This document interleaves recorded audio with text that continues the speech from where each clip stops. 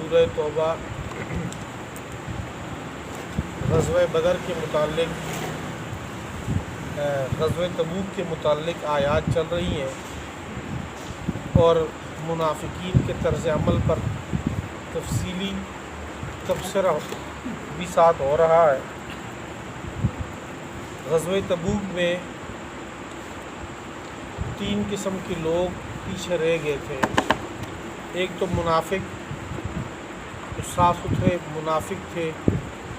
جو آ کر آپ صلی اللہ علیہ وسلم سے اجازت لیتے رہے اور بعد میں بھی آ کر اعتذار کرتے رہے کہ ہمارے گھر خالی ہیں، وہاں گھر کوئی بھی نہیں ہے گھر میں، لہٰذا ہمیں رخصت دی جائے۔ یہ تو منافق طبقہ تھا جس کے اوپر گفتگو چل رہی ہے اور زجر بھی ہو، ڈانٹ بھی اللہ کی طرف سے۔ باقی 2 قسم کے لوگ صحابہ کے تھے، جو مخلص صحابہ تھے، گنے چنے چند لوگ تھے۔ ان میں حضرت ابو لبابہ رضی اللہ تعالیٰ عنہ اور ان کے کچھ ساتھی۔ تو یہ مخلص صحابہ تھے، لیکن سستی اور کم ہمتی کی وجہ سے وہ آپ صلی اللہ علیہ وسلم کے ساتھ نہ جا سکے۔ ایک تو وہ صحابہ ہیں جن کے پاس تھا ہی کچھ بھی نہیں۔ سورہ توبہ کی 2 رکوع پہلے ہم نے پڑھ لیا ان کو کہ وہ آپ صلی اللہ علیہ وسلم کے پاس آ کر حاضر ہو گئے تھے اور ان سے آپ صلی اللہ علیہ وسلم سے یہ کہا کہ ہم جانے کو تیار ہیں، ہمیں کسی سواری کا انتظام کر دیں، ہم ساتھ چلتے ہیں۔ اللہ کے نبی نے فرمایا کہ میرے پاس ہاتھ میں بھی کچھ بھی نہیں ہے، تو آپ بس گھر میں ہی رہ جاؤ۔ تولوا اعینہم تفیض من الدم، قرآن پاک نے ان کی حالت کو تبصرہ کیا تھا۔ وہ صحابہ جو مخلص ہیں، سواری نہ ملنے کی وجہ سے پیچھے رہ گئے، تو وہ روتے ہوئے اپنے گھر کو واپس آئے۔ وہ صحابہ جن کے پاس استطاعت بھی تھی لیکن سستی اور کم ہمتی کی وجہ سے نہیں جا سکے، ان میں حضرت ابو لبابہ رضی اللہ تعالیٰ عنہ۔ تو جب غزوہ تبوک سے آپ صلی اللہ علیہ وسلم واپس تشریف لائے، ان کو اطلاع ملی کہ آپ صلی اللہ علیہ وسلم تو واپس آ گئے، تو آنے سے پہلے انہوں نے جا کر مسجد نبوی کے ستون سے اپنے آپ کو باندھ دیا اور رسی کے ساتھ باندھ دیا اپنے آپ کو، اور کہا کہ اس رسی سے مجھے اللہ کے رسول اپنے ہاتھ سے کھولیں گے تبھی میں جنت جاؤں گا، نہیں تو یہیں بندہ رہوں گا۔ آپ صلی اللہ علیہ وسلم جب مسجد نبی میں تشریف لائے، ان کو دیکھا کہ وہ ستون کے ساتھ بندھے ہوئے ہیں۔ پوچھا، انہوں نے کہا کہ جی میرا گناہ یہ ہے کہ میں آپ کے ساتھ نہیں جا سکا سستی اور کم ہمتی کی وجہ سے۔ اب میں نے اللہ اور اللہ کے رسول کے سامنے اپنے آپ کو پیش کر دی، یہاں باندھ دیے۔ اللہ کے نبی نے فرمایا کہ جب تک اللہ کی طرف سے مجھے اجازت نہ ہو تو میں نہیں کھول سکتا۔ تو انہی کے متعلق یہ جو موجودہ آج کے جو درس ہے، اس میں آیتیں آئی ہیں کہ صحابہ کے کچھ لوگ جنہوں نے اپنے گناہوں کا اعتراف کیا، یعنی ستون کے ساتھ باندھ دیا، ان کو یہ کہا کہ ٹھیک ہے جی آپ کھول دیں، ان کی توبہ معاف ہو گئی، ان کی توبہ قبول ہوگی، گناہ معاف ہو گئے۔ آج بھی اللہ تعالیٰ سب کو توفیق دے، آپ سب کو اللہ تعالیٰ اپنے گھر کی زیارت کروائے، تو وہاں آپ دیکھیں گے کہ مسجد نبی میں استوانہ ابی لبابہ کے نام سے وہ ستون آج بھی موجود ہے کہ جس سے حضرت ابو لبابہ رضی اللہ تعالیٰ عنہ نے اپنے آپ کو باندھا تھا۔ وہ ستون مسجد نبی میں آج بھی ان کے نام کا وہ ستون موجود ہے۔ تو یہ ایک دم باقی صحابہ کے اندر ہی 3 مخلص صحابہ اور بھی تھے، جن میں یہاں آج کی آیت میں انہوں نے آ کر اپنے آپ کو باندھا نہیں تھا یہاں مسجد نبی میں، لیکن آپ صلی اللہ علیہ وسلم کے پاس آ کر بیٹھ گئے اور یہ کہا کہ جی ہمارے پاس کوئی عذر نہیں تھا سوائے سستی کے۔ تو انہوں نے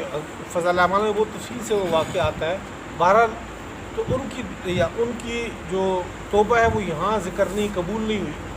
تو انہوں نے کہا کہ ٹھیک ہے آپ گھروں میں رہو، جب اللہ تعالیٰ خود جو ہے وہ کوئی آپ کے لیے حکم لے آئے، اللہ چاہے عذاب دے دے چاہے جو بھی ہو فیصلہ کر دے، آپ گھر میں رہو۔ تو صحابہ نے ان کو بائیکاٹ کیے رکھا، آپ صلی اللہ علیہ وسلم کے پاس آتے، سلام کا جواب اللہ کے نبی نہ دیتے ان کو، تو تقریباً مہینے کے لگ بھگ وہ لوگ گھروں کے اندر ہی رہے، تو بہت بھاری ان کے اوپر جو ہے وہ دن گزر رہے تھے۔ اللہ علیہ السلام نے قرآن پاک میں ذکر کیا، ابھی 2 رکوع کے بعد ان کے بارے میں بھی قرآن پاک کی آیت ہے کہ وَعَلَى الثَّلَاثَةِ الَّذِينَ خُلِّفُوا حَتَّىٰ إِذَا ضَاقَتْ عَلَيْهِمُ الْأَرْضُ بِمَا رَحُبَتْ، کہ زمین اپنی کشادگی کے باوجود ان پہ تنگ ہونے لگ گئی۔ ظاہر بات ہے کہ صحابہ سارے جو ہے وہ ان سے بات ہی نہ کرے، بات چیت ہی نہ کریں، سماجی بائیکاٹ ہے، اللہ کے نبی ان سے جو ہے وہ ناراض ہیں، تو ان کے اوپر ایک ایک منٹ بہت بھاری گزرتا۔ اس عرصے میں ان کو کافر بادشاہ نے خط و کتابت بھی کی، ان کے نام پہ خط بھی لکھا کہ اگر ہمیں سنا ہے کہ آپ کی جو پیغمبر ہیں، آپ کی جو بادشاہ ہیں وہ آپ سے ناراض ہیں، آپ ہمارے پاس آ جائیں۔ تو وہ اپنی اس حالت پہ اور زیادہ خفا ہونے لگ گئے کہ ہماری حالت اس حد تک پہنچ گئی ہے کہ کافر بھی ہمارے بارے میں یہ طمع کر رہے ہیں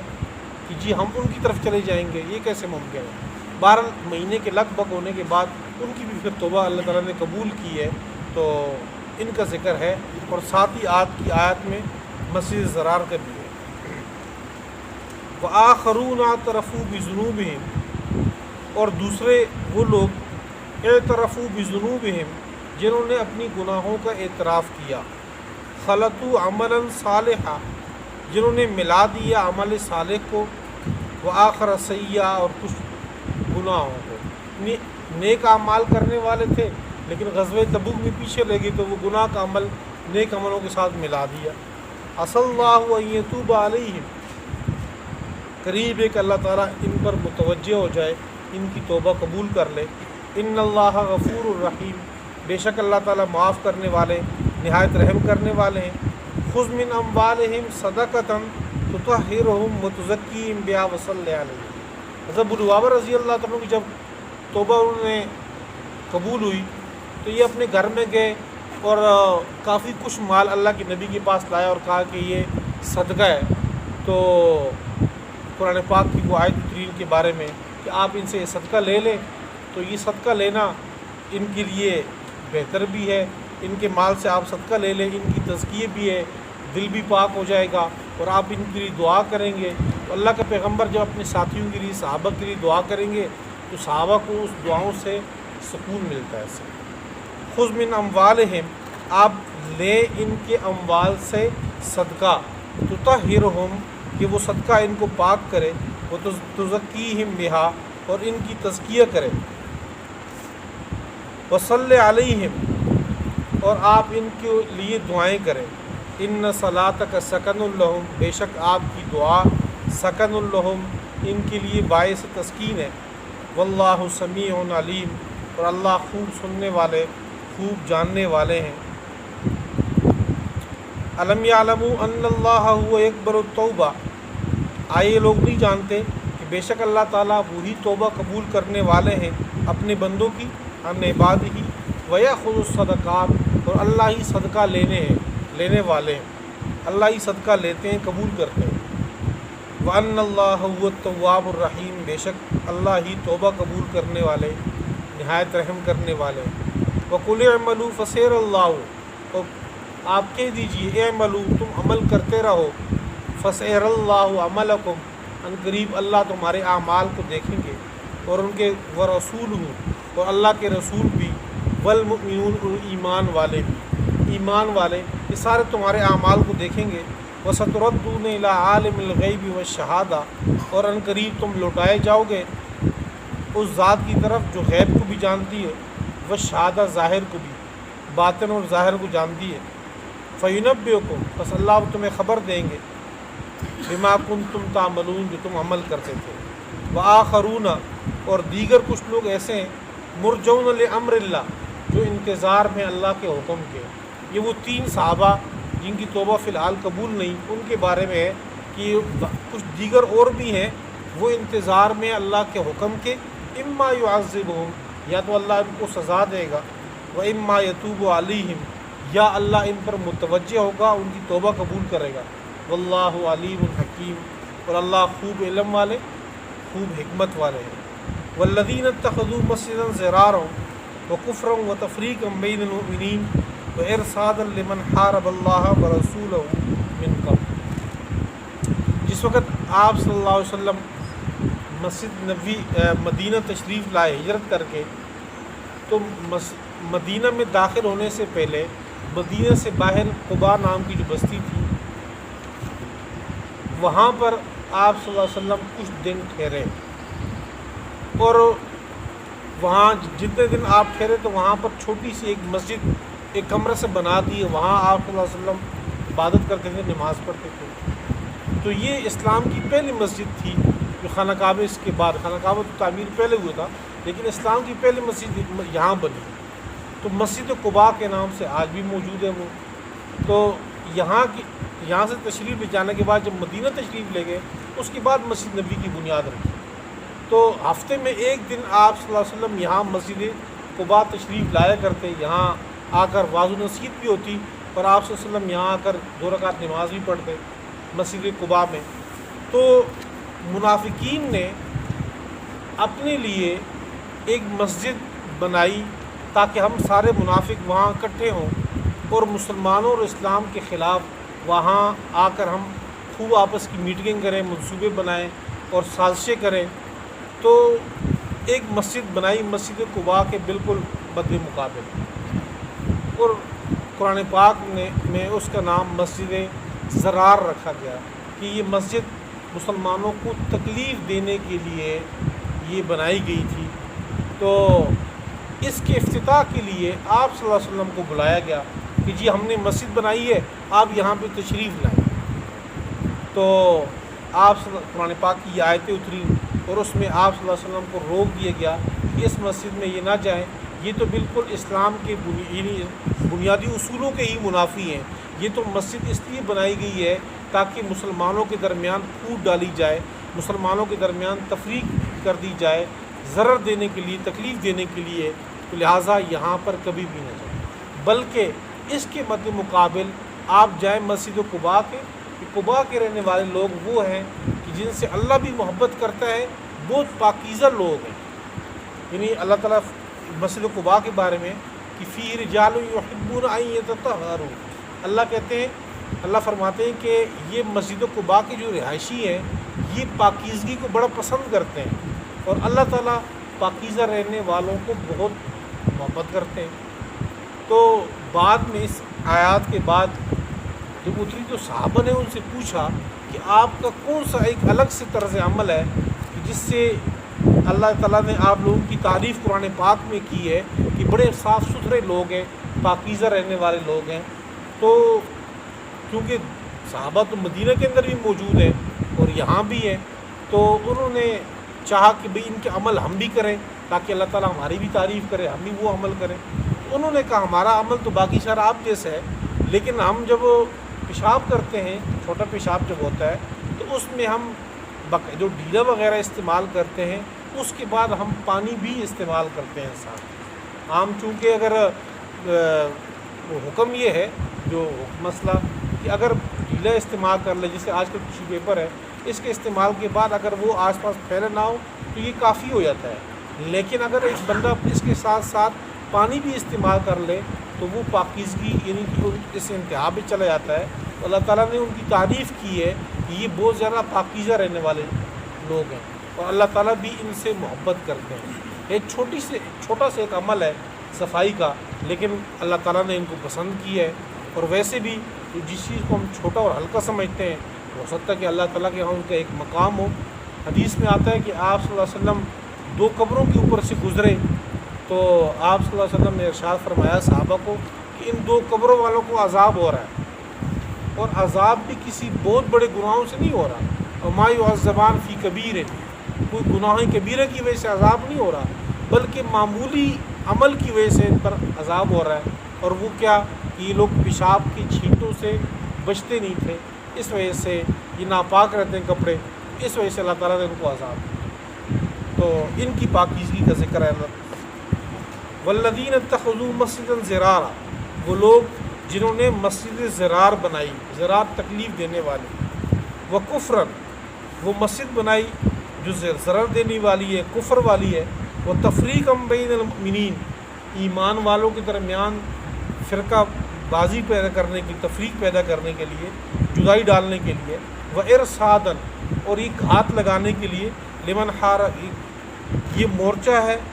بنایا انہوں نے، لمن حارب اللہ، اس کے لیے حارب اللہ و رسولہ من قبل، جو اللہ سے اور اللہ کے رسول سے اس سے پہلے لوگ لڑتے تھے، تو انہوں نے اپنے لیے اس کو مورچہ بنایا۔ وَلَا يَحْلِفُنَّ إِنْ أَرَدْنَا إِلَّا الْحُسْنَى، اور پھر وہ قسمیں بھی کھاتے ہیں پکی کہ ہم نے نہیں ارادہ کیا مگر اچھائی کا، بظاہر تو ایک خوشنما عمل ہے کہ جی ہم مسجد بنا رہے ہیں، یہاں اللہ کی عبادت ہوتی ہے، اور قسمیں بھی کھا رہے ہیں یہاں اس میں کہ اللہ کی قسم ہمارا ارادہ صرف نیکی کا ہے۔ واللہ یشہد انہم لکاذبون، اور اللہ تعالیٰ گواہی دیتے ہیں اس بات کی کہ بے شک یہ لوگ جھوٹے ہیں۔ لا تقم فیہ ابدا،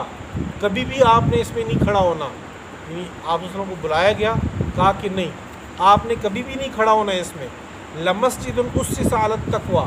البتہ وہ مسجد جس کی بنیاد رکھی گئی تقوی کے اوپر، مراد مسجد قباء ہے، من اول یوم، پہلے دن سے، احق کو، وہ زیادہ حقدار ہے، ان تقوم فیہ، کہ آپ اس میں کھڑے ہوں۔ مسجد قباء جس کی بنیاد تقوی پہ رکھی گئی ہے، وہ زیادہ حقدار ہے کہ وہاں تشریف لے جائے۔ فیہ رجال، اس مسجد میں وہاں کے جو لوگ ہیں ایسے لوگ ہیں، یحبون ان یتطہروا، وہ پسند کرتے ہیں، محبت کرتے ہیں پاک رہنے کو۔ واللہ یحب المطہرین، اور اللہ تعالیٰ بھی محبت کرتے ہیں پاک رہنے والوں کے ساتھ۔ افمن اسس بنیانہ، آیا وہ شخص جس نے بنیاد بنائی عمارت کی، علی تقوی، تقوی کے اوپر، اللہ سے ڈر پہ، ورضوان، اور اللہ کی رضامندی کے حصول کے لیے، خیر، آیا وہ زیادہ بہتر ہے، ام من اسس بنیانہ،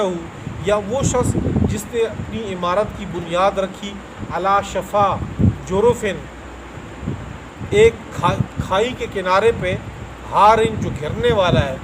یعنی ایک ایسے کھائی کے وہ کنارہ، اس جگہ پہ بنیاد رکھی۔ بنیاد اگر مضبوط جگہ پہ ہو تو آگے عمارت صحیح بنتی ہے، لیکن وہ جہاں پر پہلے سے ہی ایک جگہ کٹی ہوئی ہے اور اس کے قریب گرنے کا خطرہ ہے، اس جگہ پہ انہوں نے بنیاد رکھی۔ اللہ فرماتے ہیں فنہار بھی، بس وہ گھر گئی وہ عمارت، فی نار جہنم، جہنم کی آگ میں، جہنم کی آگ میں وہ گھر گئی۔ واللہ لا یہدی القوم الظالمین، اور اللہ تعالیٰ ہدایت نہیں دیتے ظالم قوم کو۔ لا یزال بنیانہم الذی بنوا ریبۃ فی قلوبہم، ہمیشہ رہے گی وہ بنیاد جو انہوں نے تعمیر کی تھی، ریبۃ، ان کے دلوں میں شک کا ذریعہ، الا ان تقطع قلوبہم، الا ہے کہ ان کے دل ٹکڑے ٹکڑے ہو جائیں، یعنی ان کے دلوں میں یہ بات ہمیشہ رہے گی کہ ہم نے تو مسجد بنائی تھی، آپس میں ان کو پتہ ہے کس مقصد کے لیے بنائی تھی، لیکن سامنے تو یہ کیا کہ ہم نے تو مسجد اللہ کی عبادت کے لیے بنائی تھی، اور جس وقت آپ صلی اللہ علیہ وسلم کو روکا گیا اور یہ بتایا گیا تو آپ صلی اللہ علیہ وسلم گئے اور اس کو پھر اس مسجد کو گرایا گیا زمین کے ساتھ، وہاں اس کو برابر کر دیا گیا۔ تو اللہ فرماتے ہیں کہ یہ مسجد جو انہوں نے بنائی تھی، یہ ہمیشہ ان کے دلوں میں ایک شک شبہ رہے گا، یہاں تک کہ ان کے دل ٹکڑے ٹکڑے ہو جائیں، موت تک ان کے دلوں میں یہ بات رہے گی۔ واللہ علیم الحکیم، اور اللہ تعالیٰ خوب علم والے، خوب حکمت والے۔ وآخرون اعترفوا بذنوبہم، اور دیگر دوسرے لوگ جنہوں نے اعتراف کیا اپنے گناہوں کا، خلطوا عملا صالحا، جنہوں نے ملایا عمل صالح کو اور دوسرے آخر سیئا، اور کچھ دوسرے عمل،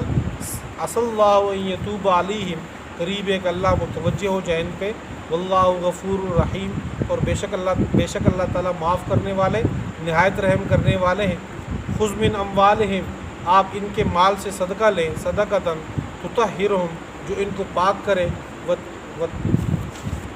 وتزکیہم بہا، اور ان کی تزکیہ کرے، وصلی علیہم، اور ان کے لیے آپ دعا کریں، ان صلاتک سکن لہم، بے شک آپ کی دعا ان کے لیے باعث تسکین ہے۔ واللہ سمیع علیم، اور اللہ خوب سننے والے، خوب جاننے والے ہیں۔ الم یعلموا ان اللہ، بے شک آئے لوگ نہیں جانتے کہ بے شک اللہ تعالیٰ وہ یقبل التوبہ، وہی توبہ قبول کرتے ہیں، عن عبادی، اپنے بندوں سے، ویأخذ الصدقات، اور صدقات بھی قبول کرتے ہیں، وان اللہ هو التواب الرحیم، اور بے شک اللہ تعالیٰ وہی توبہ قبول کرنے والا، نہایت رحم کرنے والے ہیں۔